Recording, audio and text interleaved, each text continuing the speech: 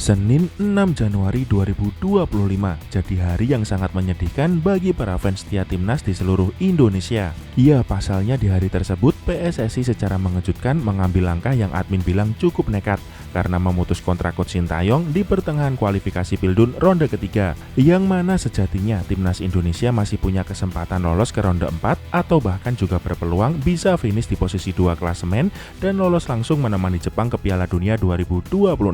PSSI sendiri sebenarnya sudah punya rencana mendepak Coach Sintayong sejak pertandingan melawan Bahrain dan makin memuncak saat skuad Garuda kalah dari Cina. Namun karena jadwal pertandingan yang mepet membuat PSSI akhirnya memutuskan untuk menunda pemecatan Coach Sintayong dan pada akhirnya baru mengambil langkah ini setelah sang pelatih memimpin skuad Garuda mentas di Piala AFF. Dan bila kalian berpikir pemecatan Coach Sintayong adalah hal yang buruk, maka kalian benar-benar salah sob.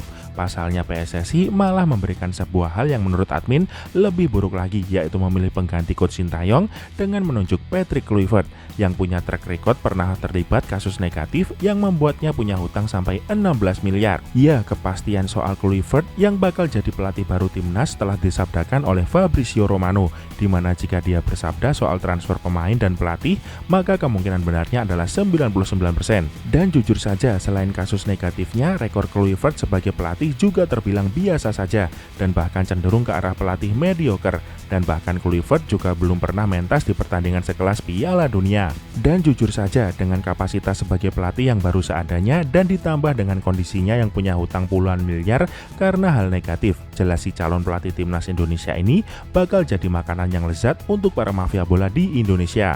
Dan seperti yang kalian tahu, para mafia bola ini benar-benar dibuat mati kutu di era Coach Sintayong, di mana mereka tak punya kesempatan sama sekali menitipkan pemain yang mereka mau untuk masuk ke timnas Indonesia. Dan menariknya, putusan PSSI menunjuk Kluivert ini juga dikritik oleh pengamat luar negeri yang menyayangkan pemilihan pelatih yang terkesan asal-asalan karena hanya berpatokan pada asal negara Belanda, tapi tak melihat sisi kredibel dan pengalaman melatih dari kandidat yang mereka pilih. Tapi ya, nasi sudah menjadi bubur. Coach Sintayong sudah dipecat dan bahkan penggantinya sudah tersedia, dan kini harapan fans timnas yang awalnya hanya lolos ke ronde 4 langsung naik drastis dengan wajib lolos ke Piala Dunia. Dan bila target itu tak terlaksana, banyak fans timnas meminta pada pihak PSSI untuk bertanggung jawab atas hal krusial yang mereka lakukan dengan pemecatan dari Coach Sintayong. Kalau menurut kalian, apa Kluivert bakal bisa mengantar timnas Indonesia menuju ke turnamen Piala Dunia sob? Silahkan beri penilaian jujur kalian di kolom komentar.